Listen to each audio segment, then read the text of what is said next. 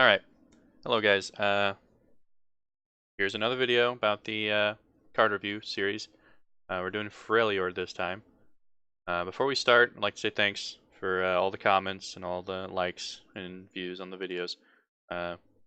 Really was just doing this for fun, so really appreciate people wanting to know my thoughts and stuff along those lines. Do have some fun interactions brought to my attention from a comment on one of the last videos. Thank you, Kingsgrave, and thank you, Michael Miner, for the kind words and support. So let's start right now. Brittle Steel. It's a 1-mana Frostbite anything with 3 or less health. And if you aren't aware of what Frostbite does, when you cast Frostbite on an enemy, their power becomes 0. So they essentially go from whatever power attack they had to 0. They can buff after they are frostbited. It's not permanently 0 for the round. So if you frostbite something and then they buff it with, say, Twin Disciplines to give an ally +3 power this round, it would still have 3 power. Frostbite does not overwrite the buff that it gets afterwards. So nonetheless, this card is very good. Omen Hawk. Played in almost every single Freljord deck because its effect is borderline too good. It's a 1-mana 1/1, and when you summon it, it grants the top 2 allies in your deck +1/+1. Getting the value of +1/+1 on 2 minions is not to be underestimated. This card is very solid. Do not feel bad for picking this card in a deck you want to run. It's run in almost every single Freljord deck. Unscarred Reaver. This card has some interesting interactions. With the Noxious cards, the ones that specifically damage an ally to give it a buff, this card is superb. If it's just by itself in a normal control-heavy Freljord deck, probably not going to pick it. But still, nonetheless, this card does have its synergies, and if it gets rolling, it gets strong. The Lonely Poro. It's another 1-mana 1/1 Poro, but it doesn't have a keyword. And to make up for its loss of a keyword, it gives you a random 1-cost Poro from any faction, which I don't know if Lonely Poro can give you another Lonely Poro, but if so, that's value, you know? And when you summon this, it more than likely gives you a Poro with a keyword, like Overwhelm, Fearsome, Quick Attack, Elusive, any of those things. And so combined with the Poro card we will go over later, this card is pretty much a must-take in Poro decks. The Elixir of Iron. I don't think this card is as strong as the Elixir of Wrath from Noxious, which we'll go over tomorrow, I believe. It's good, don't get me wrong. It can definitely save a few of your units, but I think 2 should be a little stronger. Like Twin Discipline gives 3, but for the cost of 3, it also gives you the option of swapping between power and health. So I think this card would be much better if it was 3, but still respectable amount. It's pretty good. The Yeti Yearnling. So it's 1-mana 1/2, not bad for stats. Last breath, shuffle 2 Enraged Yetis into your deck. And Enraged Yetis are 1-mana 5/5s. A 1-mana 5/5, I don't even need to tell you, is pretty good. So the fact that this shuffles 2 random ones into your deck, and you can make a Yeti deck. I didn't see anyone playing it, but I know it's a thing, just like the Elnooks we'll get into later. So I think in a Yeti deck, this is a must-take, because I don't think there are very many Yetis in general. So yeah, fits into the deck it's supposed to pretty well. Avarosian Sentry. Okay. Pretty much a must-take in every single Freljord deck. it goes even with itself. You play a card, you get a card, pretty much, when it dies. And it's a 2 mana 2/1. Stats could be better, but the effect of just drawing a card when draw is so not prevalent in very many regions, this card's fantastic, and it's basically a clone of Loot Hoarder from Hearthstone. Warding Stones. Freljord has the advantage of being pretty much the only region with a solid form of ramp. So at the start of the round, gain an extra mana gem this round. So if you play this on turn 2, and your opponent, plays something, and you guys pass, instead of having 3 mana on the next turn, you will have 4. So it's just pressing your advantage towards the late game, which is very strong in the decks that want to ramp up, such as the She Who Wanders deck. So very good if you're looking to ramp in your deck. Feral Mystic. 2 mana 2/2 without any effects, if we just want to talk about the stats for a second. Pretty decent. It's not bad. 2 mana 2/2. I've seen worse, Overwhelm, okay. Enlightened, have +4/+4. And if you guys remember from the Ionian video, Enlightened happens when you are at 10 mana. So if you draw this card in the late game, it is a 2 mana 6/6 Overwhelm. This card's great. There's really no downside to this card. If you draw it in the early game and you really have nothing to play, you need some blockers. A 2 mana 2/2 is not terrible. Like, yeah, you'll feel bad because you're technically not getting the value from the card, but still, it's not terrible. Shatter. I don't think it's too good because it's slow. Deal 4 damage to a unit if it has 0 power, otherwise frostbite it. So, in the worst case scenario, well, the worst case scenario is it gets denied, but you kind of be happy about that because they denied a 2 mana card. But otherwise, frostbite it. So it's a guaranteed, pretty much, make something 0 power, which is strong. And if it's already frostbited, since it has 0 power, technically means if it's already frostbited, deal 4 damage to it. So there's not very many single target spells or skills that can do 4 damage to an enemy instantly. So that makes this card pretty good. Starlit Seer. This card looks okay. It gets pretty disgusting in a Teemo deck with the good old Puff Cat Peddler, who just so happens to be right here.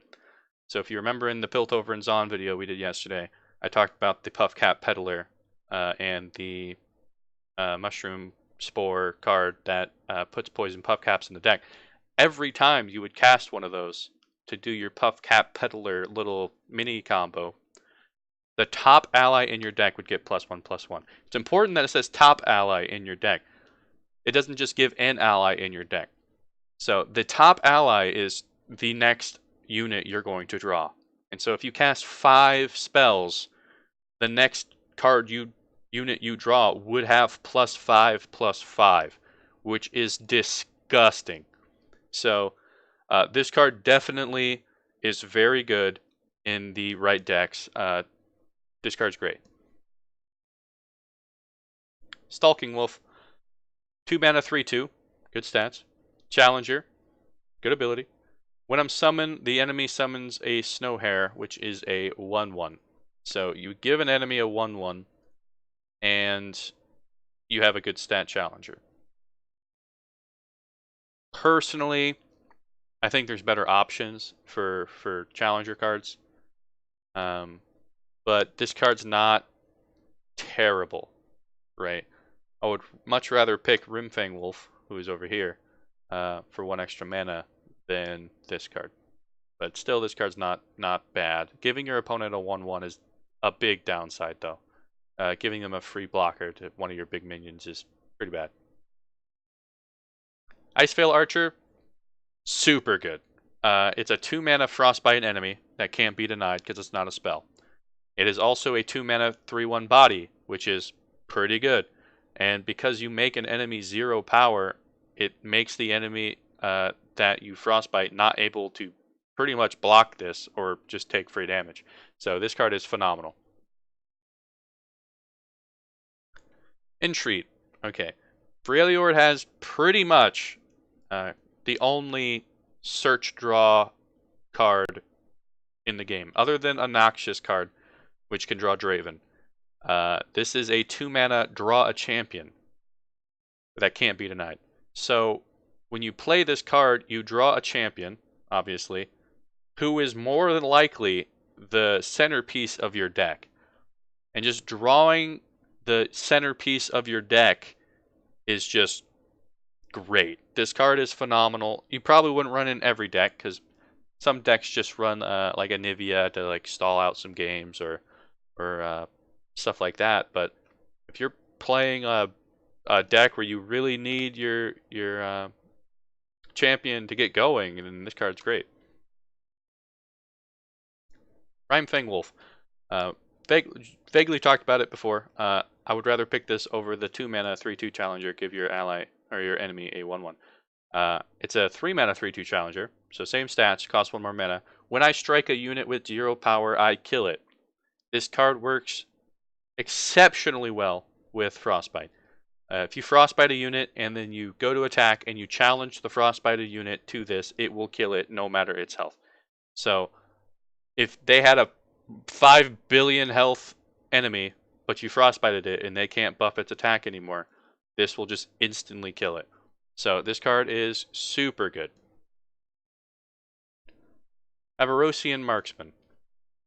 3-mana 3/1, deal 1 to an enemy unit. It's okay. You're playing a very control-heavy style when you play the Freljord most of the time. I know you can play other Freljord-type decks, but most of the time, at least in the preview patch, people were playing a very control-centric Freljord deck, and they would play this card as a more means of picking off enemies to control the board. So this card is good. It's not like super good. It's not bad by any means. It's just pretty straight average, in my opinion. Take Heart. Okay. So Kingsgrave from the comment section on a previous video mentioned a combination with Takes Heart with Garen, who we went over in the Demacian video. So Garen has regeneration just like Braum. And regeneration means that at the end of the round, that unit gets put back to full health. So if you either block or attack with a unit with regeneration, they are injured until the end of the next round.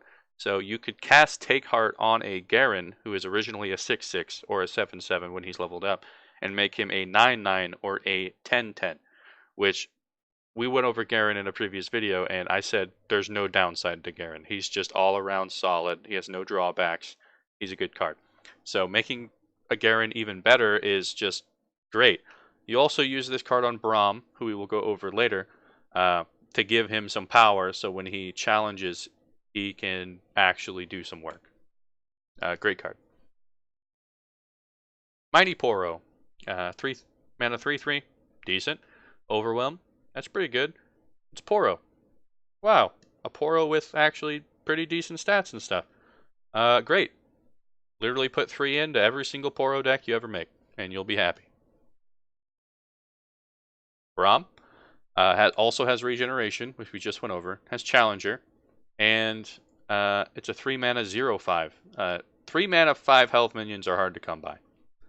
And Braum, when he blocks, he gets stacks towards his total of 10 damage taken. And once he survives 10 damage taken, he levels up and gains 2 extra health.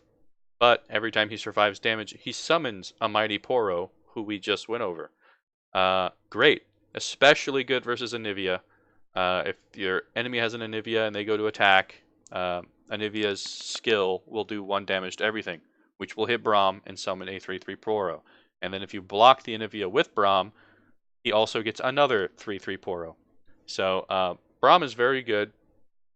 Definitely should not be looked down upon.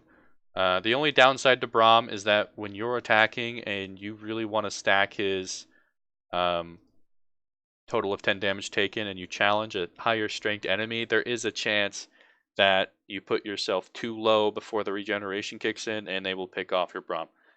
That is a big, like, greedy downside. If your Braum is 5 health and you want to challenge something with 4 attack, be prepared for the consequences. Tall Tales. So, I never really played any Yeti decks or saw anyone play any Yeti decks. But I do think that they could work. The Yeti, Enraged Yeti itself is very strong. Okay, it's a 1 mana 5/5. Obviously, you're going to want that, right? If you have a Yeti, which there's not too many of, right? That's the issue with this card. If you have a Yeti, summon an Enraged Yeti. That's cool. 3 mana 5/5. That's pretty decent. Otherwise, create one on the top of your deck. So creating one on the top of the deck basically makes this Yeti a 4 mana 5/5 because you cost 3 mana to even get the Yeti, right? If you want to add the cost together. But you don't want to cast this if you really, really need like a certain spell card or something because you're just delaying your draw. You are guaranteed to draw this next turn because you put it on the top of your deck. So if you're looking for a specific card, do not play this because you will not get it on your next turn no matter what because you have put an Unraged Yeti on the top of your deck. But otherwise, pretty decent card. Probably very good in the Yeti deck, but I have no clue. Flash Freeze. 3 mana burst, frostbite an enemy. Need I say more? It is very good. Instantly make anything 0 power, stalls out the game, works very good with Ash. We'll get to her soon, but phenomenal. Kindly Tavern Keeper. 3 mana 2/3. Okay, I've seen worse. Play heal 3 to anything. You can heal an ally, you can heal an enemy, technically. Probably don't want to do that. You can heal your Nexus. Generally pretty good tech card. I wouldn't say just run this, but if you really needed healing in your deck, might as well throw in one or two of these. So pretty solid. Avarosian Trapper. When I'm summoned, create an Enraged Yeti in the top 3 cards of your deck. Okay. I don't think this is very good. If it's not guaranteed on the top of your deck, I don't want it. Okay? I don't want an Enraged Yeti somewhere on the top of my deck.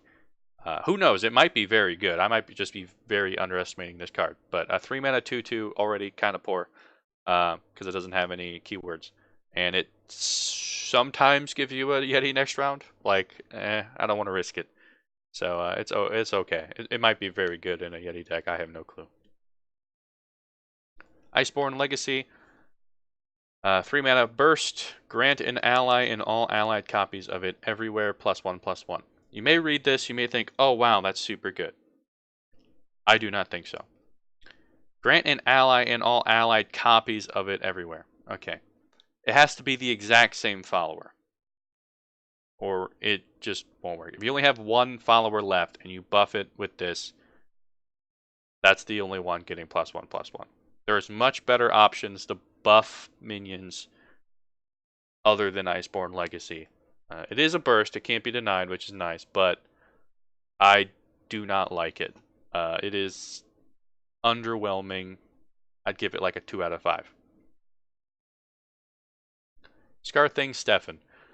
Works very well with the Noxian cards that damage and buff. So whenever this card takes damage, any kind of damage, could just be 1, it will get +3 attack. So even if this card takes 1 damage, it becomes a 3 mana 5/3. 3 mana 5/3, I'd play that. And the stronger this thing gets, you can heal it with Kindly Tavern Keeper. Because it doesn't have to be damaged, it just needs to survive damage. So you can keep healing this thing up if you wanted, and while it gets buffed. So this card's pretty good in those kind of decks. Avalanche. Okay.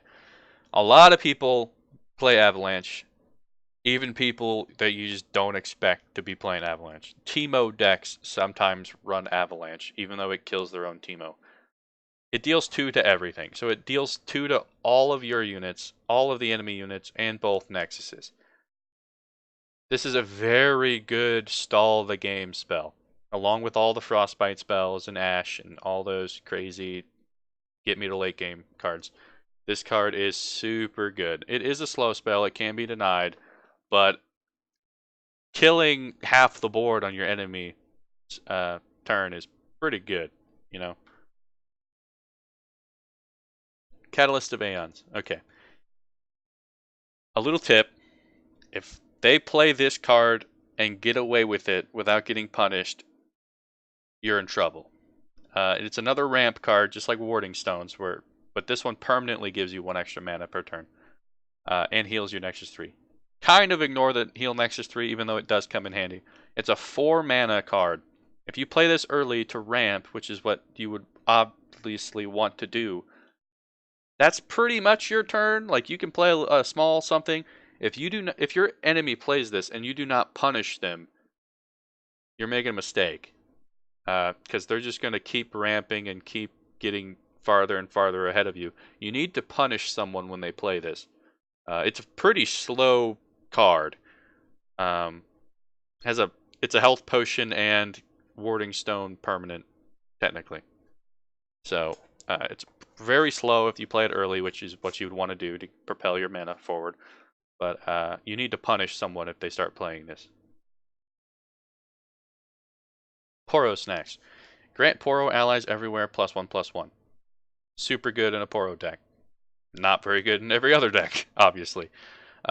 Important that it says everywhere, because even the Poros that Braum will pop out after you pop Poro Snacks will get +1/+1. So I think of everywhere is for the rest of the game kind of thing. So no matter where the Poro comes from, it will get +1/+1. So in that respect, it's super good for a Poro deck. I played 2 or 3 in mine. It was very helpful. Poro Herder, 4 mana 3/4. Respectable stats. When I'm summoned, draw 2 Poros if you have a Poro ally. In a Poro deck, you better have a Poro ally at turn 4 or stuff's going bad. Draw 2 Poros. If you're playing a Poro deck, that's pretty good. Drawing 2, phenomenal in a Poro deck. Must take, pretty much. Bloodsworn Pledge. Grant 2 allies +3 health. Never saw anyone play it. I never played it. Could be good, but I feel like if you're in the situation where you need to save 2 allies at the same time, you're probably falling behind. And if you're falling behind, you probably just don't want more keep me alive cards. You want to try to get in the lead. So in my opinion, this card is average. Ash. Very strong when she gets going. She does have 3 health, which makes her a little vulnerable. But after you frostbite 5 enemies, she creates an enchanted crystal arrow, which is her ultimate from League of Legends. But every time she goes to attack, before she attacks and before they put up blockers, she will frostbite an enemy. And we went over frostbite already. So that is already super good. Compare this to Lux, who's a 5 mana 5/3 that just gets barrier until she levels up. This is just miles better. So when she levels up, enemies with 0 power can't block. That's pretty good. That's basically a stun, essentially. So once you frostbite 5 enemies, and there's a ton of frostbite cards, this is not hard to do. You can even just attack with Ash 5 times to level her up. Enemies with 0 power can't block. That pairs extremely well, because as soon as you level up, you get a crystal arrow. Frostbite enemy, and then frostbite all enemies with 3 or less health, and then draw 1 for 2 mana. Needless to say, this card's phenomenal, right? It's a 2 mana, pretty much frostbite everything, and draw 1. Granted, you can only get this when you level up Ash, but still, combos very well with, because you just leveled her up, frostbited enemies cannot block. So Ash is very strong. Definitely try out an Ash deck.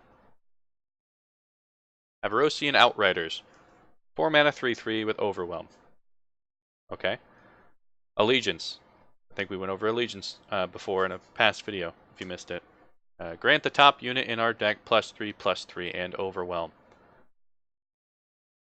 I never saw anyone play it, but I think this card could be nutty, depending on what your deck build is. If you give a very important minion +3/+3 Overwhelm, we'll say Avarosian Hearthguard, which we'll go over later, who I think needs a little bit of a nerf, you're in a real good spot.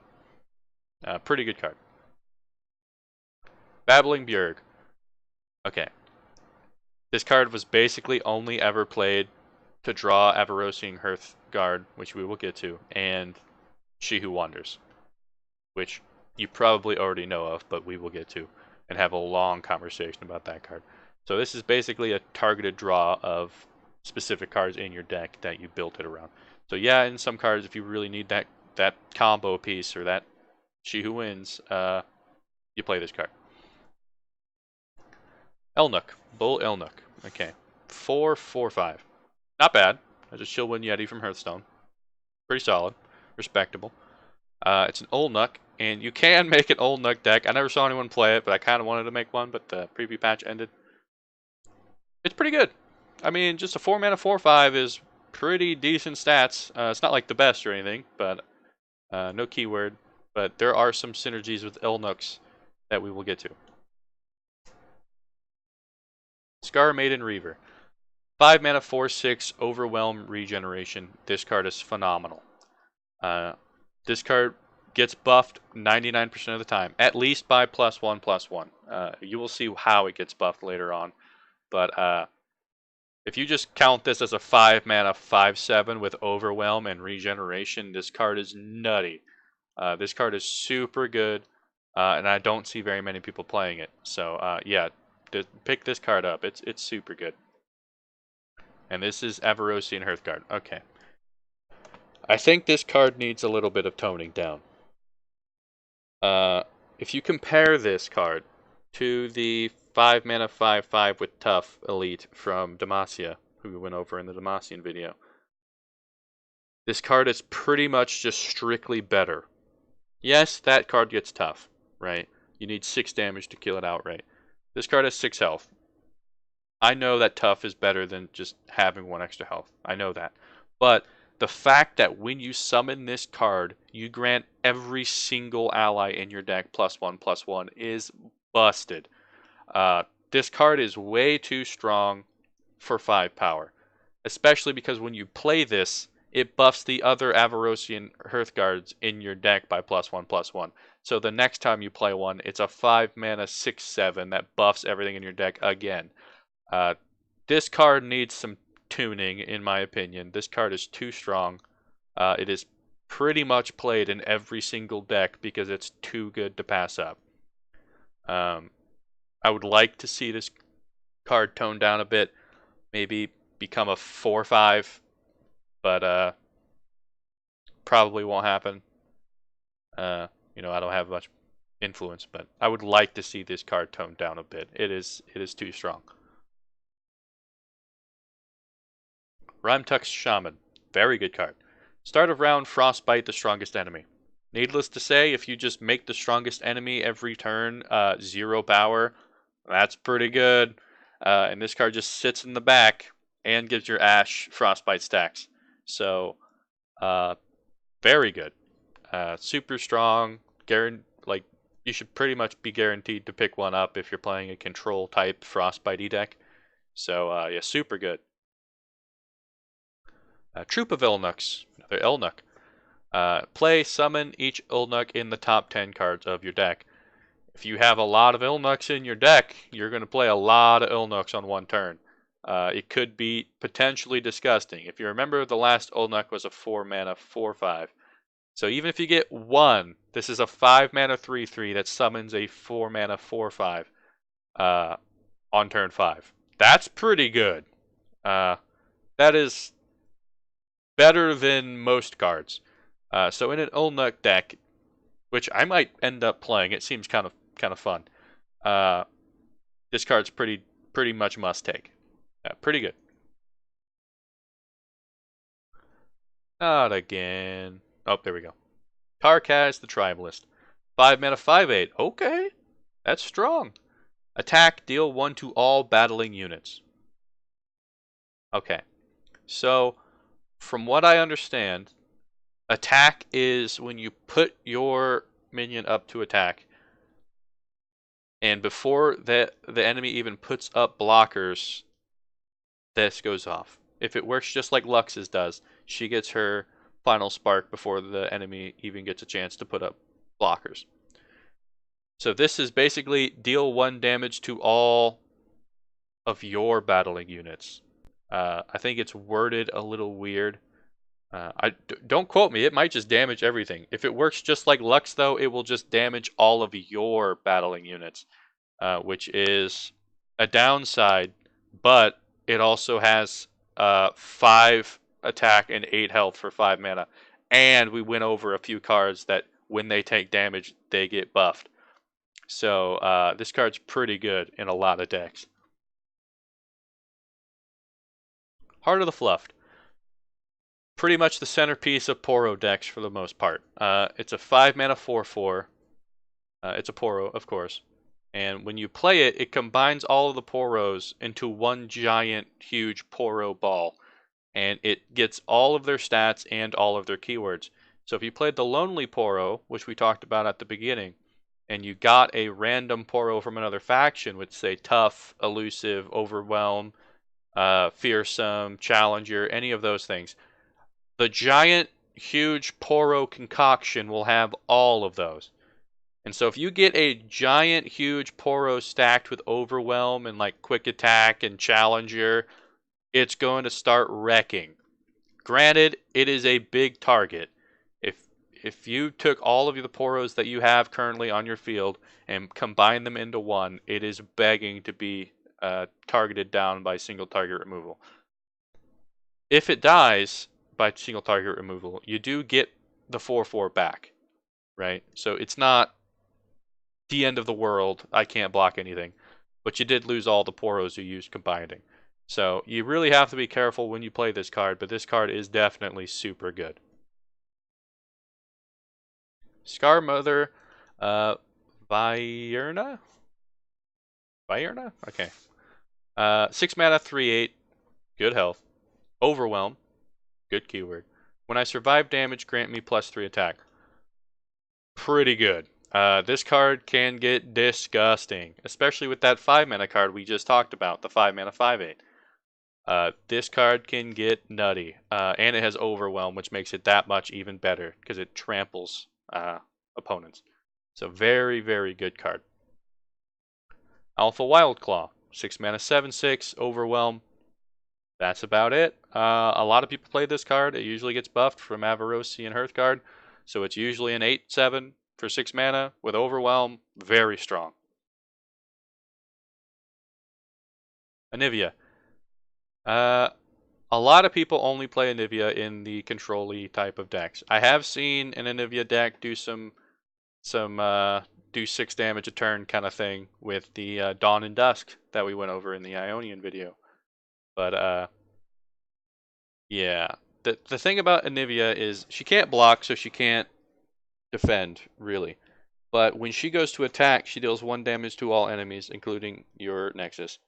And a tip is if you have an enemy or an ally that's going to die anyways, just because of the deal 1 damage to all enemies, put it up to block. When you put it up to block, it becomes a blocker. So, like, from what I understand, the sense of blocking is if you put up a blocker, that opposing attacking minion is not going to do damage to your Nexus, unless maybe it has Overwhelm. But say they just put Anivia up to attack, and you had a 1 health minion that was going to die anyways because Anivia is attacking from her skill.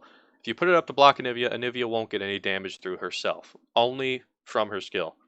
So that is a downside. But you also don't want to block Anivia if you're going to kill her if you don't have a way to kill the egg Anivia, which is what she turns into when she dies. Because when the end of the round comes, she comes back and she's leveled up, and then her skill does 2 damage to everything, and she gets +1/+1. So, yeah.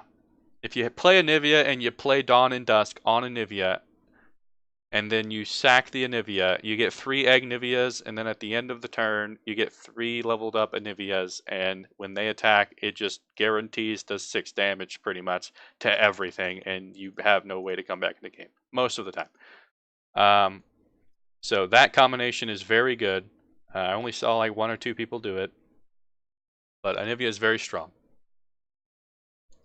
Harsh Winds, 6 mana burst, Frostbite 2 enemies. It's pretty good. More Frostbite procs for Ash. Good with the Challenger Wolf guy that just kills 0 power. Anything that works well with Frostbite works well with this. And this is a burst spell that can't be denied. And you can use it to stop people attacking. You can use it to, when you're attacking, to keep blockers from killing your attackers. There's lots of situations which you can use this. It's very good. They who endure. Okay. This card can get nutty, but you have to build a deck for it to be nutty. A lot of the Shadow Isles decks have a lot of weird kill my own stuff, swarmy spiders with Elise kind of thing. If 10 of your allies died this game, this becomes a 6 mana 11/11 with Overwhelm. I don't need to tell you if that's good or not. That's very, very good. So a deck built around killing your allies a bunch, might as well throw this in if you're playing Freljord already, because this card can win games. Pack Mentality. It's kind of like 4 Demacia, which we went over in the Demacian video. It's slow, but for 1 extra mana, you give everyone Overwhelm. That's pretty good. The only downside is that it's kind of not like 4 Demacia because it only gives allies of its group, which is like Elites or Elnuks or Poros. I played it in my Poro deck. It worked out okay. It wasn't phenomenal by any means, but it was good. You can play Pack Mentality way later in the game. If you have 12 mana, you can play Pack Mentality for 2 spell, 5 normal, to buff all your Poros, and then play Heart of the Fluff, and have a ginormous Poro with Overwhelm. So that's a little combo you can do. It's okay. Winter's Breath, phenomenal. Kill all enemies with 0 power. So anything frostbited, anything with just default 0 power, it just dies. See ya, you're gone. If they didn't have 0 power, it just frostbites everything. And with the upgraded Ash we talked about earlier, this card's phenomenal. It's a basically stun everything card. Super good. Ancient Yeti, another Yeti card. 5 mana 5/5 or 7 mana 5/5 Overwhelm. The thing about this card is that it has to be in your hand to reduce its cost, from my knowledge. It's not like Plaza Guardian, which we went over in the Piltover and Zon video. This card just, it's not worth keeping in your starting hand to lower its cost, in my opinion. I don't think it's very good. Icy Yeti. When I'm summoned, frostbite enemies with 3 or less health. Pretty good. 7 mana 5/5. Stats could be a little better. But frostbiting the majority of enemies sometimes is super good. Might as well just pretend this is that Winter's Breath we just went over for the most part. Super good. Battle Fury catches people off guard. This is basically give Tryndamere stats to someone, is basically this card. And if you have Karma Enlightened on the field, this will cast twice. So if you have Enlightened Karma leveled up on the field, this will give +16 +8 to an ally. And if that ally just so happens to have Overwhelm, you basically won the game. It is very strong. Not very many people run it, but it is very, very underrated. I think this card is super good.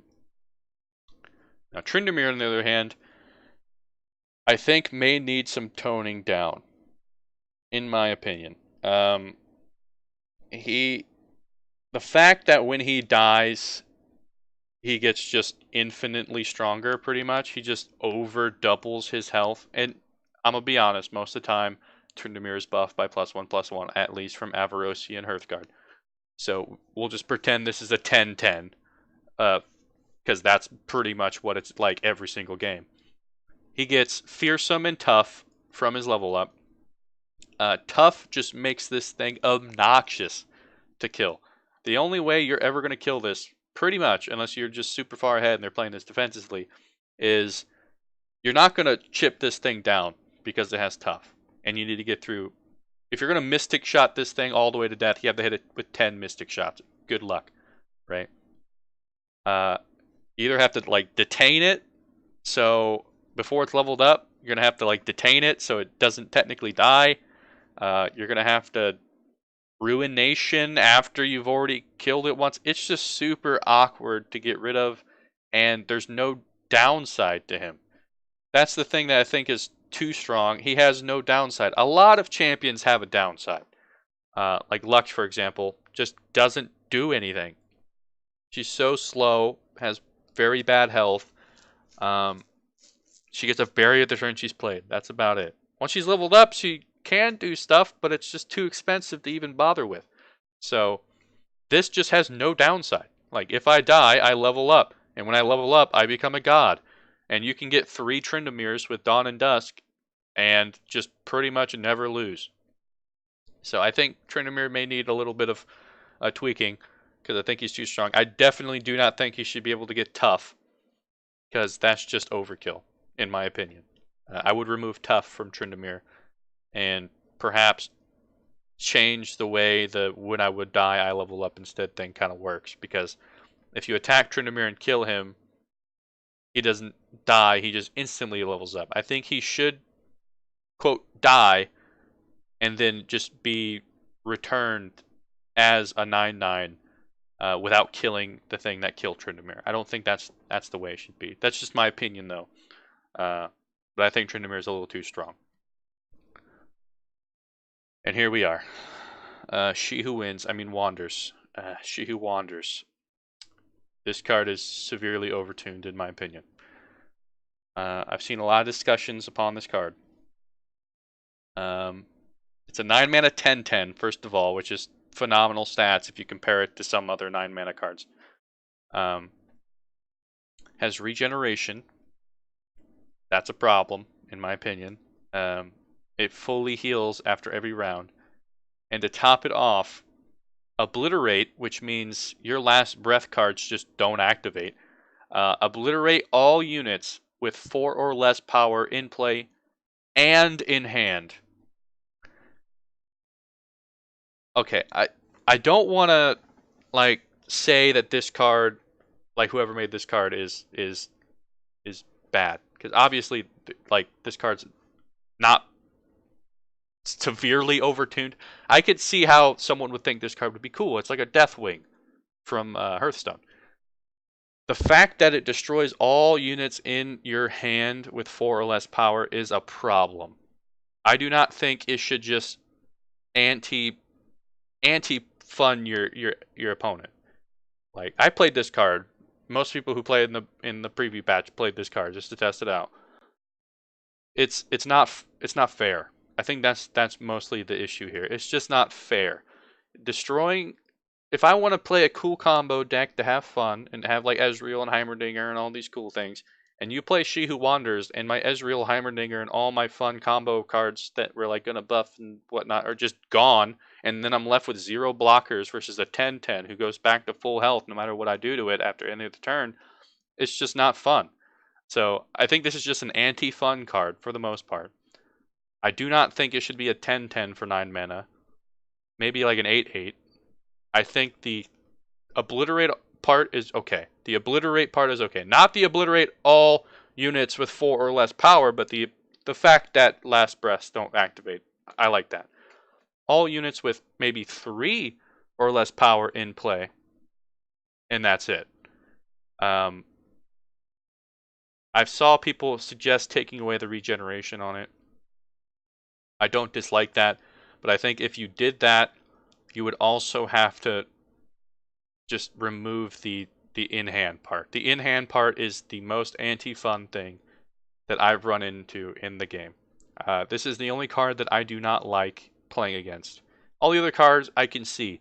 Like, oh, you picked that card, you know, I didn't see it coming, you got me. You know this is coming, and there's nothing you can do about it, which is the problem that I see with it. So, yeah. And this is almost always searched for with the Babbling Bjerg, I believe the card was called. So, yeah, the card's just too strong. Alright. War Mother's Call, summon the top unit from each deck, or from our deck, and at the end, or at the start of each round. It's 12 mana, which is the problem. When you first play it, it's not good. The longer it goes on, the better it gets. But you also have to build kind of a deck around this, because if you spent 12 mana to pull out a 2 mana card, and then the next round you get a 3 mana card, you wasted a bunch of mana. So you need to build a deck around this, and it's just really slow to play at the very beginning. I do think it can be good if you stack your deck with a bunch of super big minions and stuff, but if you do that, you're going to have to frostbite the heck out of every single thing known to mankind until you eventually get the 12 mana, which you need at least turn 9, or with the ramp, to have 9 maximum mana, and then have 3 spell mana banked. So this is a very slow card. Because it's so slow, I do not think it is worth playing, in my opinion. You can definitely make it work, but I don't think it would be that strong, in my opinion. So a subscriber left a comment. Michael Miner, thank you for leaving comments, by the way. Suggested that I do a slight review over what I think about the region in general. I think Freljord is very strong. I think Freljord has some of the only cards that I would think are overpowered, mainly She Who Wanders and Avarosian Hearthguard. I think those two cards are a little too strong, or Avarosian Hearthguard is a little too strong. She Who Wanders is definitely too strong, in my opinion. The rest of the cards work very well. It's the only region with some consistent ramp, has lots Poro synergy, has even Noxian synergy, and when I survive, grant me, damage or health, or I don't think anything has health, but grant me damage synergies, super good. Lots of Frostbite, which is a very powerful effect. Has healing, has buffs, has search. It's just all around super good. Has probably the most annoying / best champion card that I think there is. So Freljord is definitely very strong, and a lot of people were playing it in the preview patch, and I think there's a reason for it. So those are my thoughts. Thank you guys for watching if you made it this far. I know the videos are very long, so I will go ahead and put timestamps in future videos, and maybe on this video. It depends how editing goes. I also am going to start trying to edit videos. I did not edit any of my previous videos. I have an intro now, which you would have seen. That was not fun. I'm going to try, I don't know if I have done this yet, because this, is past talking. I'm going to try to put the cards up from the last videos up on screen so that you guys can see what I reference when I bring up, cards from past videos.